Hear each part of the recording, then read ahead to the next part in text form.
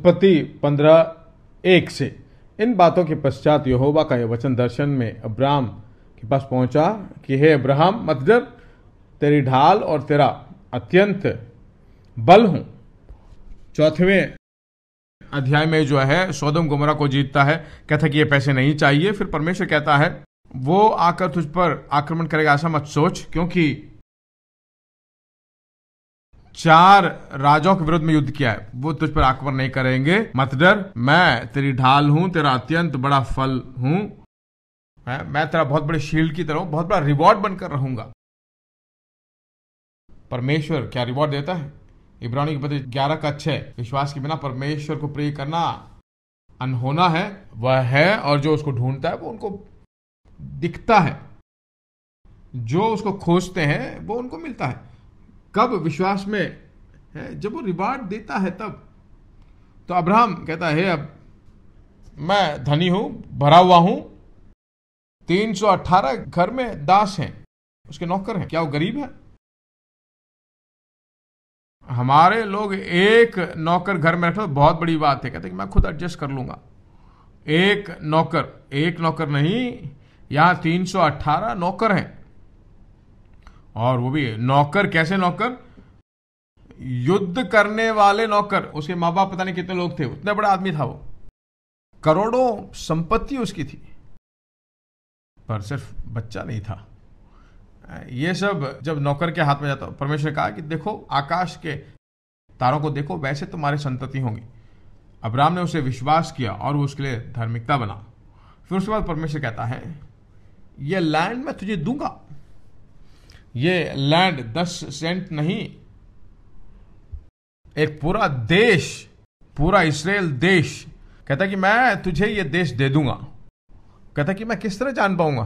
क्या श्योरिटी है, क्या गारंटी है कि चलो बाछा बांधते हैं, जानवरों को लेकर आता है, उसको दोनों रूप में काटता है, लहू मिलता है, और पिता और पुत्र परमेश्वर जो है अब्राहम के साथ बाछा बांधते हैं। फिर परमेश्वर कहता है नीचे आ जाओ, 12वें वचन में आ जाइए। जब सूर्य अस्त होने लगा तब अब्राहम को भारी नींद आई, और देखो अत्यंत भय और महा अंधकार ने उसे छा लिया।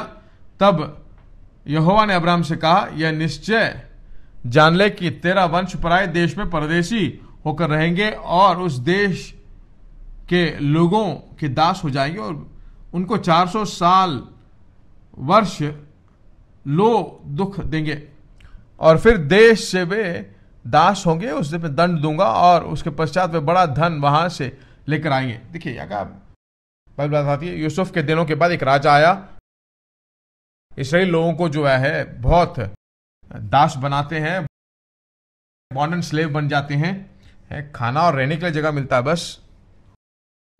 बहुत सालों तक जब गुलाम बनकर रहे तो वो गुलाम बनकर रहेंगे, परमेश्वर ने कहा था ये बात, और उन्हें मैं वापस लेकर आ जाऊंगा, ऐसा नहीं कहा। जिन जातियों की ये सेवा करेंगे उनका न्याय करूंगा, उसके बाद वो बहुत संपत्ति लेकर वापस लौट कर आएंगे। कुछ दिनों तक वो गुलाम बनकर रहेंगे, मैं उनको बाहर लेकर आऊंगा, ऐसा नहीं। बोलते वक्त एक पॉइंट को पर्पसली बोलता है, कहता है कि वो बहुत संपत्ति लेकर वापस आएंगे। समझ में आया आपको? परमेश्वर अपने लोगों को जब छुड़ाता है तो एक चीज पर अपना मन रखता है, उन लोगों को संपत्ति के साथ बाहर लेकर आने की सोचता है। वह एम्प्टी ना चले जाए, भरकर जाए, भरपूरी में रहे, आर्थिक में बढ़कर रहे। कहता है बहुत ज्यादा संपत्ति, बड़ा धन वहां से, तो टूटे फूटे बर्तन ये सब नहीं। कितना आपने जमा करके रखा, बहुत ये इतने सारे बर्तन है, वो उतने सारे बर्तन, ऐसा नहीं। ये एनएलटी है, and I will punish the nation that enslaves them, and in the end they will come away with great wealth. आखिर में जब वो वापिस आएंगे ग्रेट वेल्थ के साथ आएंगे, वेल्थ के साथ नहीं, ग्रेट वेल्थ के साथ। तो परमेश्वर के मन में ये बहुत साफ साफ पता चलता है। धन उसकी नजरों में मुख्य है, तो आपको भी मुख्य दिखना चाहिए। कुछ लोग कहते हैं कि नहीं नहीं, पैसे उतने जरूरी नहीं है, आत्मिक छुटकारा बहुत जरूरी है। धन ये तो सांसारिक चीज है, क्या उसे मालूम नहीं है वो बात? उनको उसने कहा कि मैं बाहर लेकर आऊंगा। कैसे लेकर आएगा? उनको बहुत ही धन संपत्ति के साथ लेकर आऊंगा। पर्पसली ऐड करता है, सिर्फ प्रॉस्पेरिटी और संपत्ति को वहां ऐड करता है। किस कारण?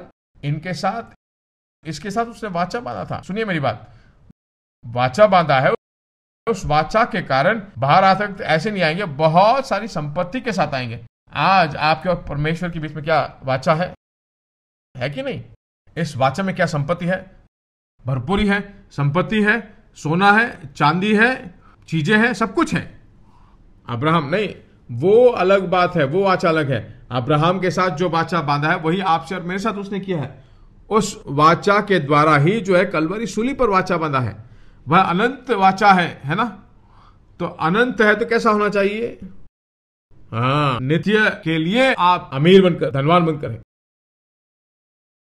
अब तक नहीं रहा तो कम से कम थोड़ा तो अंदर ले लो। अब ऐसा नहीं जी सकता हूं, ऐसा जीना परमेश्वर की इच्छा नहीं है। मुझे इतनी सारी संपत्ति के साथ, धन के साथ, मैं धन का लोभ नहीं कराया। परमेश्वर चाहता है कि आप ऐसी जिंदगी जियो, उसी को कह रहा हूं मैं।